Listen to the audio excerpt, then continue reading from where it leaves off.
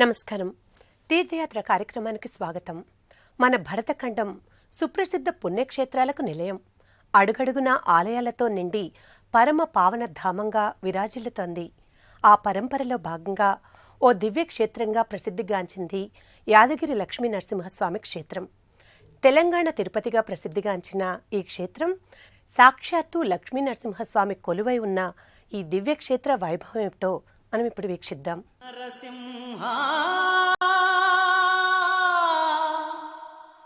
లక్ష్మీ నరసింహ. యాదగిరి లక్ష్మీ నరసింహస్వామి ఆలయానికి కొన్ని వందల సంవత్సరాల నాటి చరిత్ర ఉంది.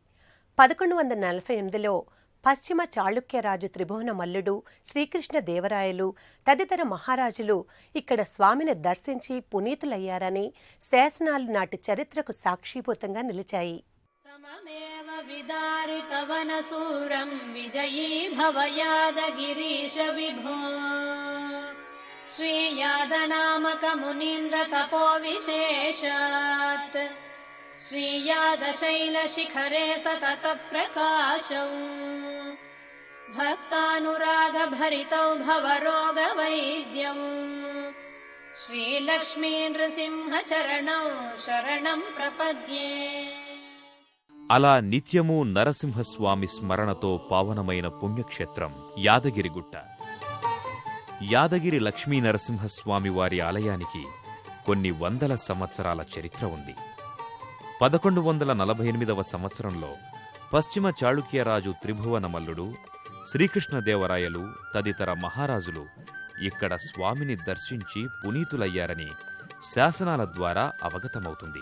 అనంతరం హైదరాబాదుకు చెందిన పన్నాలాల్ పిట్టి అనే ధనవంతుడు ఈ క్షేత్రానికి గోపుర, సింహద్వారాలు నిర్మించినట్టు తెలుస్తోంది.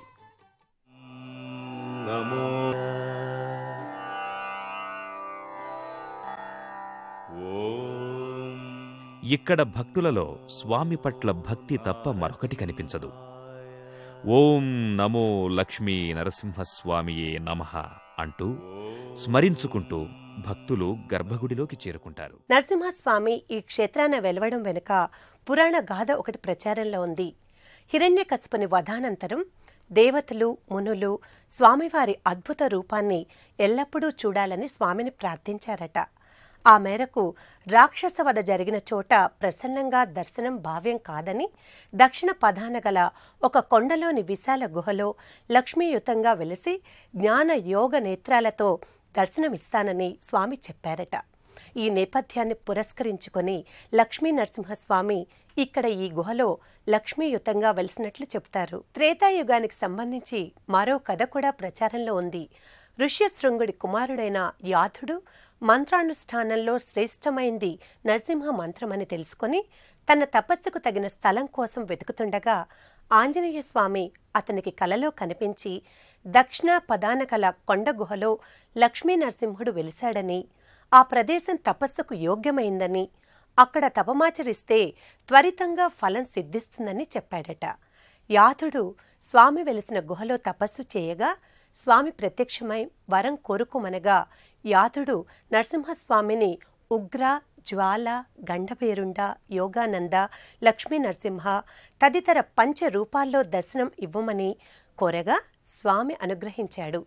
అందుకే యథా ఋషి తపో ఫలితంగా ఈ క్షేత్రం గర్భగుడి ప్రాకారంపై మధ్య భాగంలో లక్ష్మీ నరసింహస్వామి శిలారూపం చూపరులను ఆకర్షిస్తుంది. గర్భాలయ ద్వారమంతా నరసింహస్వామి వివిధ రూపాలను ప్రతిబింబిస్తుంది. నమో నారసింహాయ. పై ఉన్న మరో సుప్రసిద్ధాలయం శివాలయం. ఇక్కడ శివుడు స్వయంభువుగా వెలిశాడని చెబుతారు.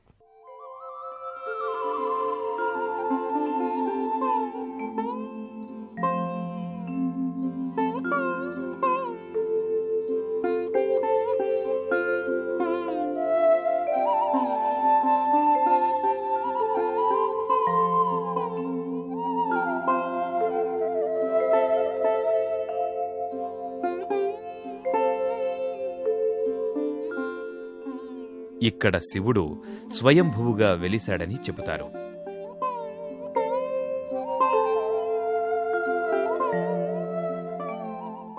ఆలయ గోపురాన్ని దాటి లోపలకు చేరుకోగానే విశాలమైన ప్రాంగణంలో ఒక పక్కన నవగ్రహాలయం దర్శనమిస్తుంది.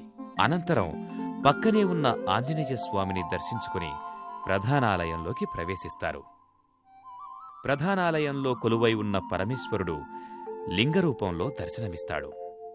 పవిత్రమైన ఈ క్షేత్రంలో పరమేశ్వరుడు వెలవడానికి నరసింహ లీలా విశేషాలే కారణంగా భక్తులు చెబుతారు.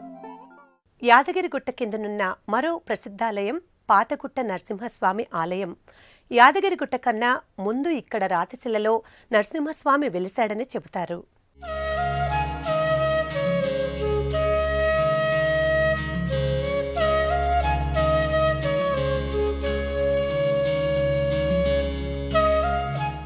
ఈ ఆలయంలోని ఓ కొండను తొలచుకుని స్వామి మొదటగా ఇక్కడ లోక కళ్యాణార్థం వెలశారని చెబుతారు. విశాలమైన ప్రాంగణంలో ఉన్న ఈ ఆలయంలో నరసింహస్వామి ఆలయంతో పాటు మహాలక్ష్మి, ఆండాళ్లమ్మవార్ల మందిరాలతో పాటు వ్రతమండపం దర్శనమిస్తుంది. కొండమీదకు ఎక్కితే పుష్కరిణి దర్శనమిస్తుంది. ఇక్కడ పుష్కరిణిలో స్నానమాచరించే భక్తుల ఈతిబాధలన్నీ మటుమాయమవుతాయని చెబుతారు. అలాగే ఈ పుష్కరిణి సమీపంలో ఉన్న ఆంజనేయస్వామి దర్శనం కూడా భక్తులలో భక్తిభావాన్ని ప్రోదిచేస్తుంది. యాదగిరి నరసింహస్వామి వారి క్షేత్రం మహిమాన్వితమైనది. ఇక్కడ కొలువై ఉన్న నరసింహస్వామి అందరి సమస్యలను పోగొడతాడని భక్తుల నమ్మకం. స్వామివారు అర్చారూపములతో ఈ విశాలమైన గుహను ఆవిర్భవించినారు.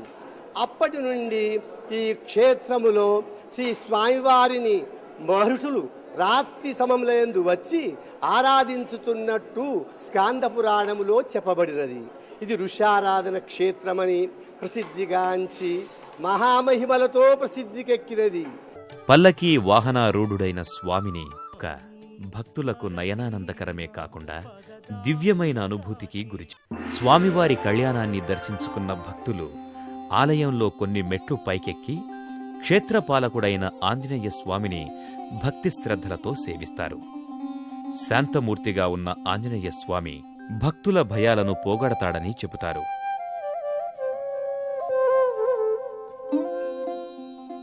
ఇదే ఆలయానికి వెనుక భాగంలోని రాతికొండపై కింది భాగంలో గండభేరుండ స్వామి దర్శనమిస్తారు.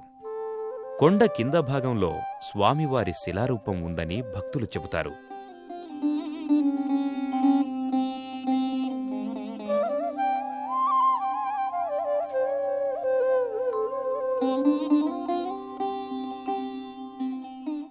ప్రతి ఏటా మాఘమాసంలో స్వామివారికి బ్రహ్మోత్సవాలు నిర్వహిస్తారు.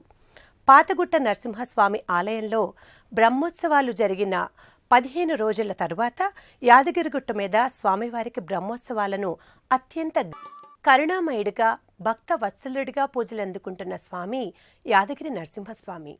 కోరిన వెంటనే వరాలు ప్రసాదించే దేవుడిగా పూజలందుకుంటున్న యాదగిరి లక్ష్మీనరసింహస్వామి వారి కరుణా కటాక్ష వీక్షణాలు అందరి మీద ఉండాలని కోరుకుంటూ మళ్లీ మరో తీర్థయాత్రలో కలుసుకుందాం. అంతవరకు సెలవు. నమస్కారం.